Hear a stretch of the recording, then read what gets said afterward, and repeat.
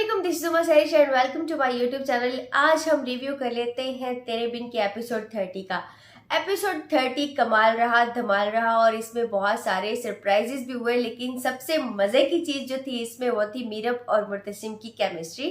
जब भी इनको स्क्रीन पर ज्यादा टाइम मिलता है और ये आपस में कुछ रोमांटिक बातें कर रहे होते हैं तो they look so cute together. तो जी अब बात कर लेते हैं कहानी की। ड्रामा शुरू होता है और उसमें सबसे पहले उस ढीठ आदमी की कॉल आ जाती है। जैसी मीरब ढीठ वैसा ही रुहेल ढीठ। रुहेल उसकी दोस्त से कॉल करवाता है और वो मीरब को कहती है कि तुम क्या रुहेल के फ्लैट पे उससे मिलने आ सकती हो?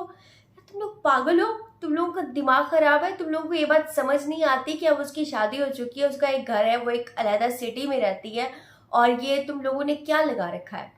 आखिर ये मामला कब तक सुधरेगा और कब समझ आएगी रुहेल को? इतनी मार खाने के बाद भी, ग्रे कलर का खून निकलवाने के बाद भी उसको ये बात समझ नहीं आई है कि अब उसको मीरब का रास्ता छोड़ देना चाहिए। कहते मैं इसका सही कदरदान हूँ, मैं इससे शादी करूंगा। मुर्तसिम इसका कदरदान नहीं है। तो जी अब मीरब के साथ क्या होता है, मीरब को माँ बेगम कहती हैं कि तुम जाओ और हया को जाके लेके आओ। हया ने बड़ा अच्छा काम किया था कि उसको ताजीम के साथ वापस लाया जा रहा है। मीरब कहती है कि मैं क्यों लेके आऊं, उसने मेरे साथ इतना बुरा किया। तो माँ बेगम कहती है कि तुमने भी तो झूठ बोला था, अब जाओ उसको लेके आओ और हम उसको माफ कर देते हैं, हमें बातें दिल में नहीं रखनी चाहिए। वो लेने चली जाती है मीरब हया को और हया वैसे ही अपनी एक्टिंग जारी किए हुए, उसको लगा था कि मुर्तसिम मुझे इज्जत से लेने आएगा, जैसे तूने बहुत बड़े कारनामे किए हैं जिंदगी में। हया मीरब उसको लेकर वापस आती है और आगे आया होता है जी हया का रिश्ता। यहाँ पे जो स्माइल थी ना मुर्तसिम की, दैट वाज सो सेटिस्फाइंग। इतना मजे का लग रहा था वो स्माइल करता हुआ कि चलो जी एक बगैरत से तो जान छूटेगी मेरी। खैर जी लड़के की माँ को हया पसंद आ जाती है क्योंकि वो जानती नहीं कि ये कैसी कैसी बेहयाइयाँ करती है। और हया वहां से उठ के आ जाती है और हया आके शोर मचा देती है कि नहीं जी नहीं जी, मैंने नहीं करनी शादी, मैंने इस लड़के से शादी नहीं करनी। और माँ बेगम कहती है कि लड़कियां तो बोझ होती हैं, आखिर एक दिन हमें अपना फर्ज अदा करना होता है। लेकिन वो कहती है नहीं जी मैं शादी करना नहीं चाहती। मरियम उसको कहती है कि तुम मुर्तसिम से कहो, शायद मुर्तसिम की बात माँ बेगम सुन ले। तो वो फिर जाती है मुर्तसिम के पास और मुर्तसिम को यही बात करती है।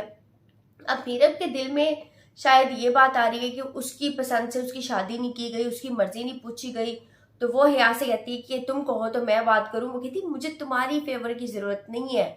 मीरब फिर भी जाके उसकी वकालत करती है। मीरब को पता है, अच्छा मीरब को जहाँ पे अच्छा बनना चाहिए ना, जहाँ पे उसको अपनी काइंडनेस दिखानी चाहिए, वहां पे वो नहीं दिखाती।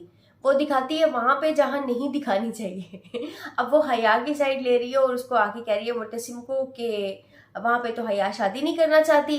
बट वो कहता है कि जी दो जिद्दी औरतों में से एक तो निकलेगी, अच्छा है। जैसा कि मैंने आपको पहले कहा, वो कहता है कि अच्छा है निकल जाएगी और मुझे एक जिद्दी औरत को झेलना पड़ेगा। और इस सारे सीन में मुर्तसिम कहता है कि मैं जा रहा हूँ कॉफी बनाने के लिए। तो मीरब कहती है मैं बना के लाती हूँ तुम्हारे लिए कॉफी। और ऊपर से फिर वो एक साया सा जाता हुआ नजर आता है। तो मीरब कहती है आज मैंने चोर पकड़ लेना है। और मुझे ये लगा कि हया ने शायद अपने जादू दोबारा से तेज कर दिए हैं, लेकिन वहां पे तो मामला कुछ और था। मीरब ने जाके दरवाजा खोला और मरियम। मैं देखकर शॉक रह गई। मरियम के साथ यकीनन मलिक जुबैर है।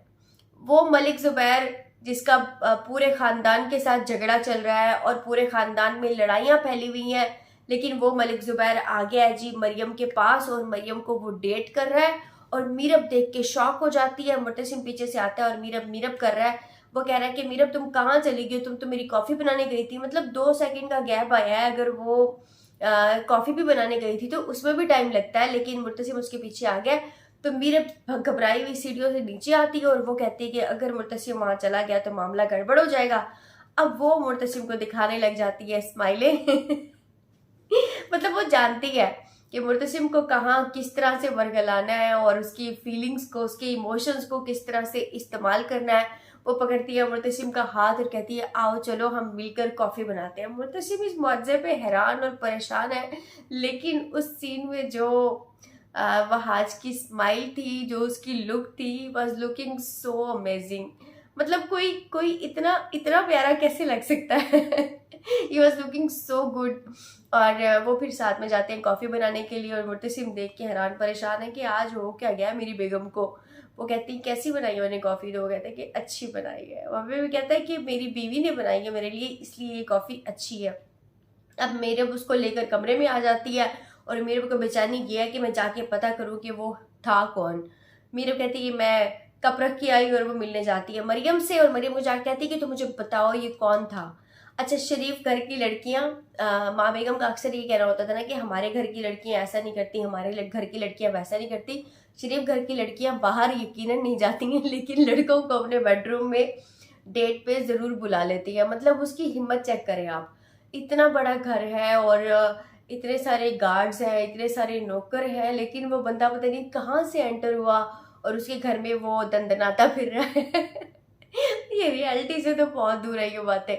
तो मरियम मुझे कहती है कि खुदा के वास्ते आपने माँ बेगम को नहीं बताना, और आपने मुर्तसिम को भी नहीं बताना, क्योंकि ये जान से मार देंगे और ये बात तो मानेंगे नहीं।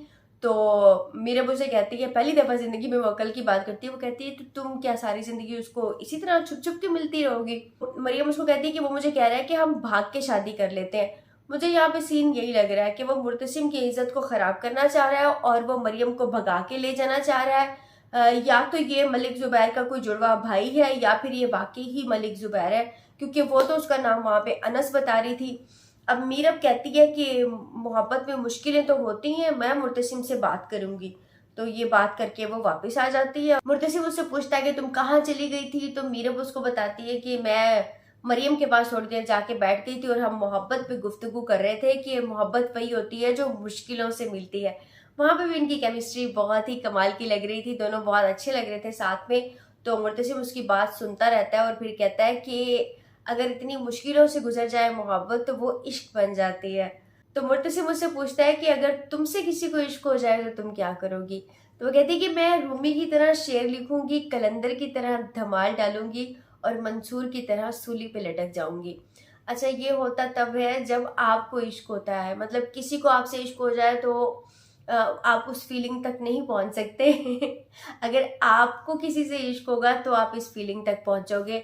ये था जी 30 एपिसोड। ये 29 से कदरे बेटर था, क्योंकि इसमें कुछ नया हमें देखने को मिला। तो जी नेक्स्ट क्या होता है ये मैं आपको बताती रहूंगी। तब तक आप मेरे चैनल को सब्सक्राइब कीजिए, मेरी वीडियो को शेयर कीजिए, लाइक कीजिए, और मुझे कमेंट्स में बताइए कि आप और क्या क्या देखना चाहते हैं। Thank you so much.